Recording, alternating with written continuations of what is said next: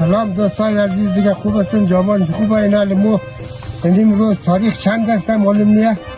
تاریخ آفته، تاریخ آفت این سر باننده یعنی بند سیل منه این سیل کنین که اون تمام مردم ها کلگی هم ده اینجا ده سیل تماشا یاو فضل خدا این سال بوده بارندگی ده که بخی دیوال میوال بخی کلگی کربک درفته یعنی آوام زیاد شده. فضل خدا خیلی زیاد دیگه اگر زیاد بارش کنه قریبه که سر بند بوده دیگه یعنی قریب است که ده سرزی رسیده انشالله دیگه. یعنی آو است سیل کن برادرها که چی آوی است چی جایی است اونجا نفره هم ده کلگی ده سیل اونمار توق منه سیل منه از گرسبا که نفر مایه ده سیل تا شام را اینجا است.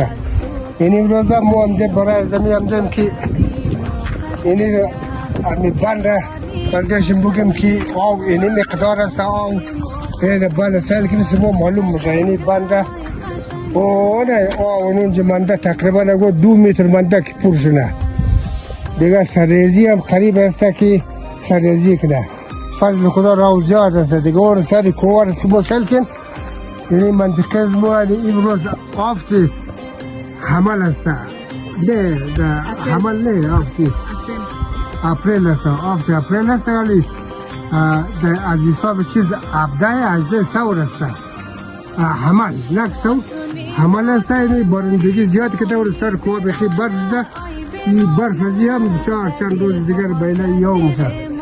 فضل خدا به اینمی اطلاع بلده شما دوستا رساندیم که دیگه خاطرش میجام باشه. ما هم از آدمای پیش گفتم شما دیگه سند این بال است همید مفهمم که این سال آو بشه انشالله دیگه. مطمئن باشید خدا یار و مددگار همه شما که در خارج هستن در داخل هستن. خدا حافظ، بای بای. نه بنده دیگه این خالی اون پور برابر میده سرزی بشه سرزی چی باید؟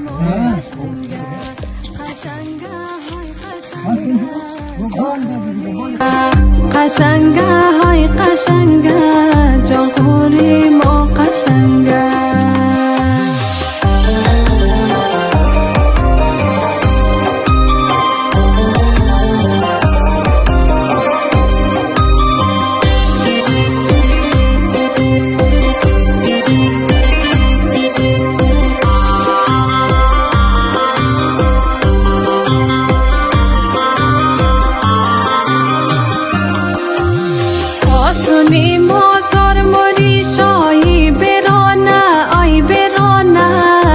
دل ها جدیر ماهی یگانه در دل ها جدیر ماهی یگانه آخرامان کردم